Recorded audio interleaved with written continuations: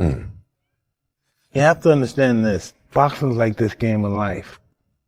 I got beaten by Buster, right? Is this the end of influencer boxing? Does Jake continue? You know, he's got looks like a particularly bad injury. Both sides of his jaw broken. That's why when he fought Anthony Joshua, I scoffed at it. I talked a little bit of because of the lunacy. And I said, someone's going to end up dead. Someone can die. Here's what nobody talks about. Boxing claims 13 lives every year from ring injuries alone. That's not just a number. That's reality hitting hard. When Mike Tyson saw Jake Paul get dropped by Anthony Joshua, his reaction wasn't about drama or headlines. Iron Mike delivered a straight warning that Jake needs to walk away now, because he's gambling with his life every time he steps up against these world-class killers. Tyson knows this game inside out, and he's watching someone dance with death. The sport shows zero mercy when skill levels don't match up, and Mike sees disaster coming if Jake keeps chasing these dangerous fights. This wasn't trash talk. This was genuine concern from someone who understands what happens when the mismatch gets real. Of Jake's injury, you have this issue now where he's got to recover, and honestly, coming from broken jaw, two sides of broken jaw is even worse, because you got to test it out. It's, you know, you're not just chewing food or talking. You know, your jaw has to heal enough to take impact, to spar, to you know, be able to actually box, and not just everyday life's usage of your jaw. Like I said, to just chew and talk. But so, I don't know. That's why I was thinking, like, is this going to be the end of Jake, or because even if he comes back as a boxer, it'll probably could take a year, to be honest. You know, does he focus on his promotional company? I was thinking, you know, the promotional company is probably one thing that I could always ride with. I never had criticism for it. Jake's promotional company, MVP. I think he's doing a lot of good things with his fighters, taking care of them, which is personally what I like. If fighters earn their money, and they should be compensated for it the right way, and a lot of promoters don't do that. But Jake has signed a lot of good fighters and compensates them very well, giving them opportunities and so on. So especially the women, but not just the women. A buddy of mine, Lucas Body's also signed with MVP. He's done well over there. So, you know, he's I do like the promotional company. Will this maybe give Jake a chance to sort of double down on the promotional company, being that he's not going to be fighting, and put even more effort into the promotional company, and I don't know, just you know, make this MVP platform an even bigger deal. You know, I don't know. I don't know what you guys think, but Jake Paul's walking around with what looks like serious jaw damage after that knockout, and the footage floating around tells the whole story. You can see him struggling just to move his mouth normally, like every attempt to speak causes real discomfort. He posted clips where you can literally watch the pain hit him with each word, showing just how bad this injury really is. People who know boxing are pointing out that this is exactly what happens when you jump weight classes to fight destroyers like Joshua. We're not looking at a simple bruise that heals in a week. This is the kind of damage that makes you rethink everything about stepping into that ring again. Boxing is not a game. Fighting is not something you pick up and mess around with, right? If you're a fighter, if you're a boxer, if you're a mixed martial artist, right, you have to take this seriously and you have to respect the game.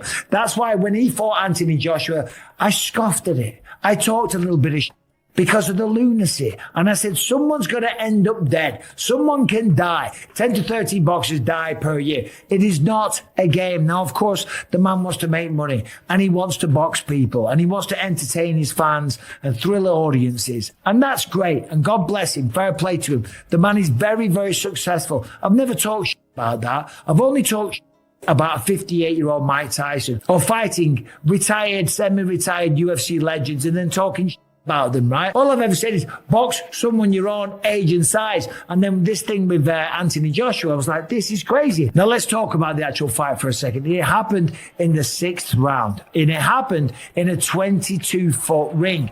A typical ring is 20 foot. This one was 22 foot because he wanted a bigger room to operate, a bigger space, a bigger ring, somewhere to run away and be on his bike and stay away from Anthony Joshua.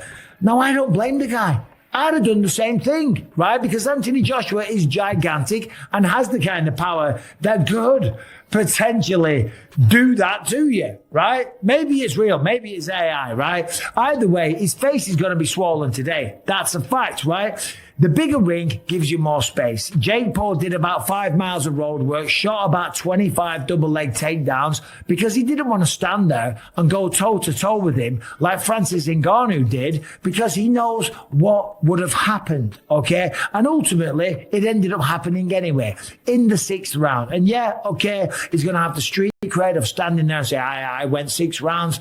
Paulie Malignaggi breaks down Jake's situation, and his take is pretty sobering. The kind of jaw break we're reportedly dealing with here, damage on both sides, isn't something you bounce back from quickly. This completely changes how you function day to day, and forget about taking punches until everything heals perfectly.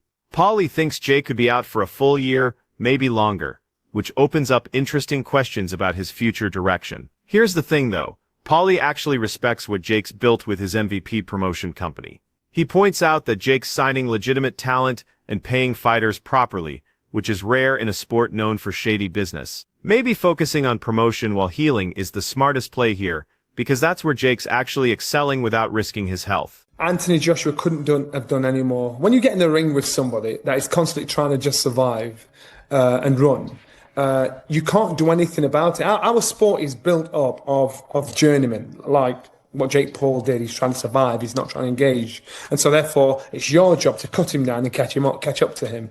I think Anthony Joshua it was basically open to a lot of criticism because this guy didn't come to engage. If he came to engage, then it would have been a completely different story.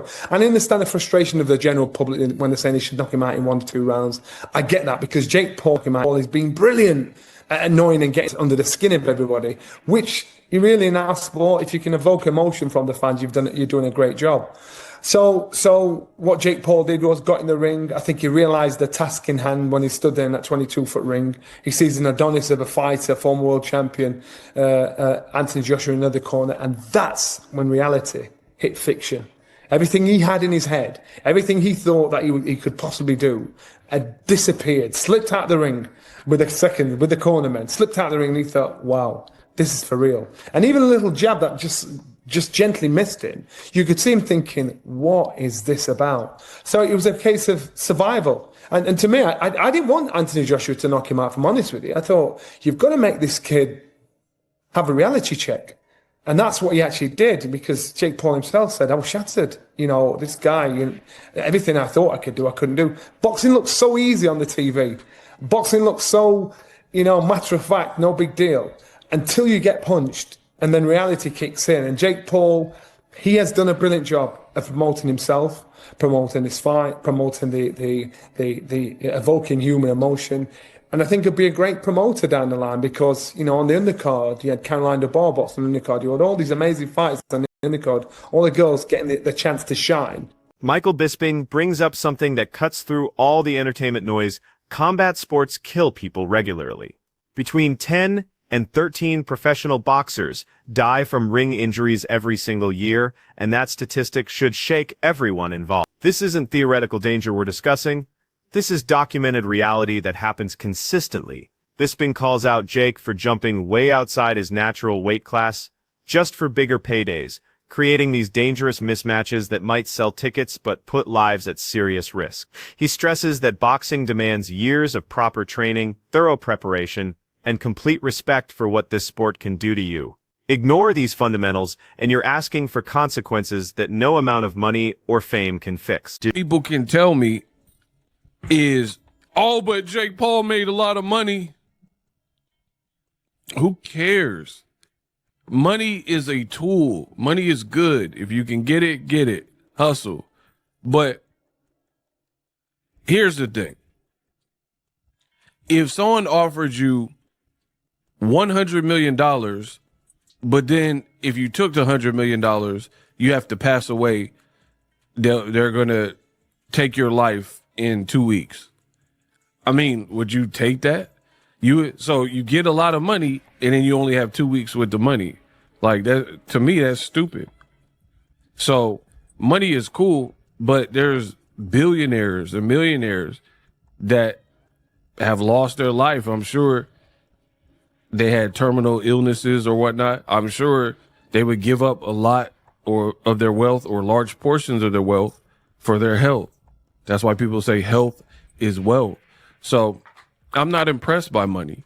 And it's so funny that you have these MAGA influencers that just lost back to back, Jake Paul and Andrew Tate, and their fan bases who pitched this far right and pitched this like red pill philosophies, alpha male philosophies, and like having affirmations and daily tenets and goal setting and being a real man and the difference between man and woman, all these things that these bases have been. Similarly, Johnny Nelson gives Jake credit for being an incredible promoter who understands modern media better than most veteran fighters.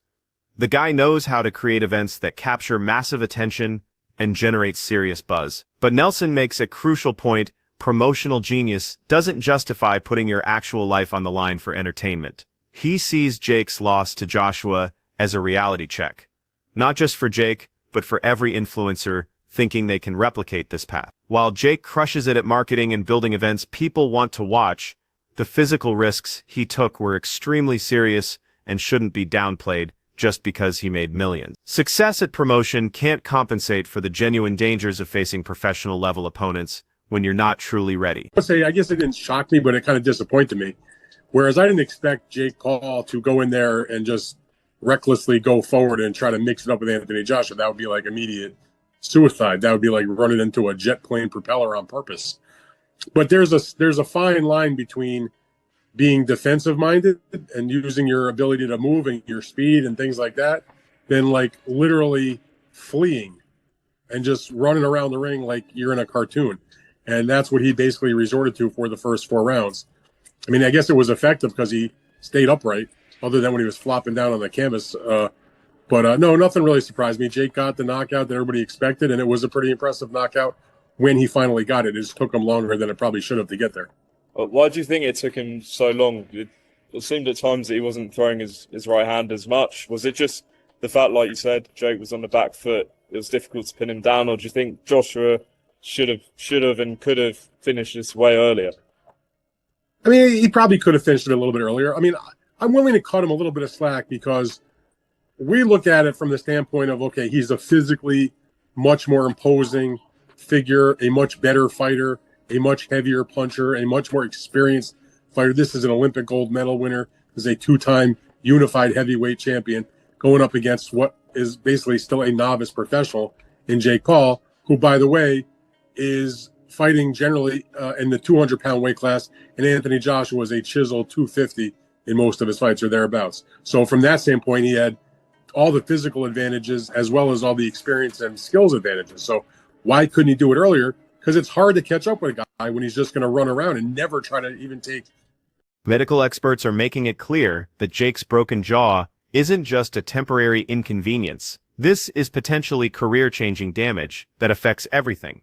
Breaks on both sides of the jaw need extensive healing before he can safely take punches again or return to any level of competition. This isn't about getting back to normal conversation or eating regular food, though those matter too. The real issue is whether his jaw can handle the kind of impacts that happen routinely during training and fights. Recovery takes many months when done properly, and rushing back because of financial pressure or ego could risk permanent damage that lasts forever. Continuing to fight elite opponents outside his natural weight class could have severe long-term consequences for his health and quality of life. About it,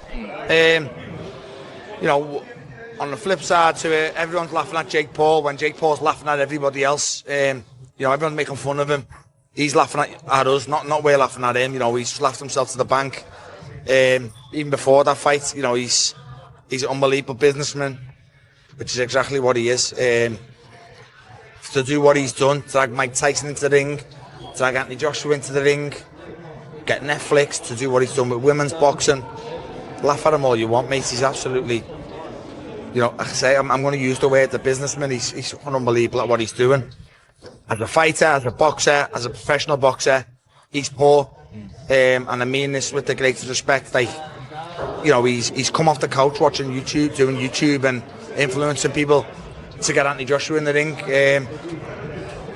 Should Jake Paul and Anthony Joshua ever be in the ring together? No, should they fuck? But the business side to it, they fucking walked away with millions.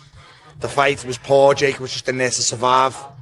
Yeah, there's just loads. We can keep going on and on about it. Was it a success? Probably. They both walked away with millions.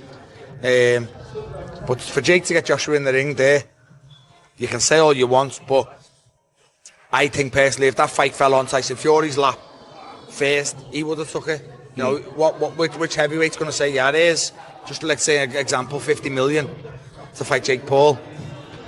You know, they're going to say no. I don't think one heavyweight in world boxing would have said no, barring Alexander Usyk. No, definitely as well. Final one on this as well. Do you side with the fact that kind of the first meaningful shot that Joshua threw the fight was? Dan Raphael describes Jake's early round strategy in pretty vivid terms, comparing it to running straight into jet plane propellers. There's a difference between smart defensive movement and literally fleeing around the ring in panic, which is what Jake did for 4 rounds straight. This survival approach kept him upright temporarily and delayed the inevitable knockout, but it looked more like cartoon escape tactics than actual boxing strategy. The movement wasn't defensive positioning, it was pure evasion and running away. When the knockout finally came, experienced observers weren't surprised at all. Actually, many thought it took longer than expected, mainly because Jake spent so much energy avoiding any real engagement instead of actually trying to box. He does not. No more than I would have given him respect before for the other things that he's done, for the just that he would have for me for being just a normal human being. Because as I said in other videos about the fight between Jake Paul and Anthony Joshua, I don't think that Jake Paul came in there as a boxer. I think Jake Paul came in there as a stunt man, and he was impersonating a boxer. He ran around the ring away from Anthony Joshua. Anytime Anthony Joshua tried in the beginning rounds, started engaging a little bit, Jake Paul ran up to him, jumped down on his knees, grabbed down on his leg. Might have been, I don't know, 10, 11 times in the course of the 6 rounds that he wound up on his knees. Tim Bradley delivers a comprehensive breakdown of Jake's performance that doesn't pull any punches. Jake's approach in the ring was far from professional boxing standards. Instead of competing, he focused entirely on surviving, showing clear gaps in technique and strategic understanding.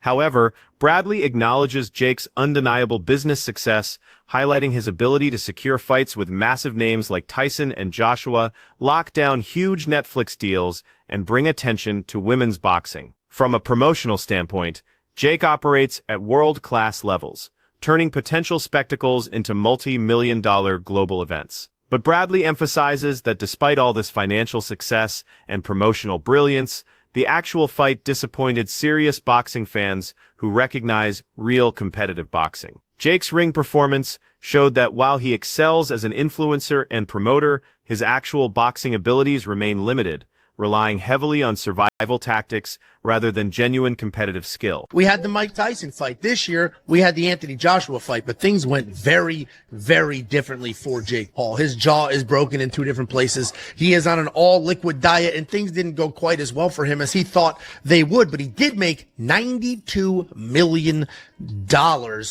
The question becomes, is this the end of the Jake Paul era? Did watching him get beat that badly ruin future fights? Or is this exactly what was supposed to happen, and there will still be interest if Jake Paul fights a random 45-year-old that never boxed in his life? So here's where we stand after everything that went down.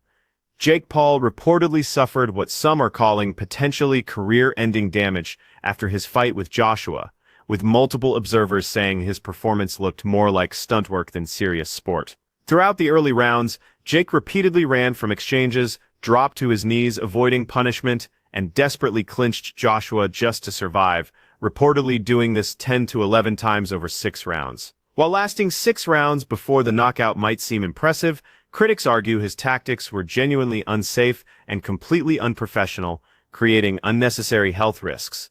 The repeated clinching and avoidance showed fundamental gaps in boxing basics and strategic knowledge. Experts warn emphatically that continuing to fight this way against elite-level opposition could lead to catastrophic injuries beyond a broken jaw. Though some praise his resilience for lasting as long as he did, boxing community experts stress that Jake's approach highlights serious dangers of mixing entertainment with professional combat sports, emphasizing the absolute need for respect, proper training, and caution in a sport that can be fatal. Angelo and Josh analyze whether this decisive loss marks the end of Jake's boxing era or just a temporary pause. Last year's Tyson fight became a massive media event, but this Joshua fight went completely differently. Jake suffered a broken jaw in 2 places, and he's reportedly on a liquid diet while bones heal, though he still earned a reported $92 million payday. They debate whether such a brutal loss damages his prospects for future big fights, or if interest continues regardless with less experienced opponents. They highlight Joshua's flawless tactical performance, never taking unnecessary risks or leaving himself exposed. The entire conversation shifts from entertainment value toward real consequences of these mismatches. The multiple jaw breaks, serious warnings from boxing legends, and unanimous concern from analysts all point to the same reality that can't be ignored. Boxing isn't a game or entertainment platform. It's genuinely dangerous combat sport where elite-level mismatches come with lasting damage that affects you long after cameras stop rolling. While Jake has proven himself an exceptional promoter and powerful force in modern fight marketing, this Joshua loss served as harsh reminder that success outside the ring doesn't protect you inside against world-class opposition. Whether this marks the actual end of Jake's boxing ambitions or represents a forced pause due to injury severity, the message from the boxing world is crystal clear and unanimous. Continuing down this path of fighting elite opponents outside your natural weight class comes with risks that money, attention, promotional success, and confidence absolutely cannot offset or protect you from.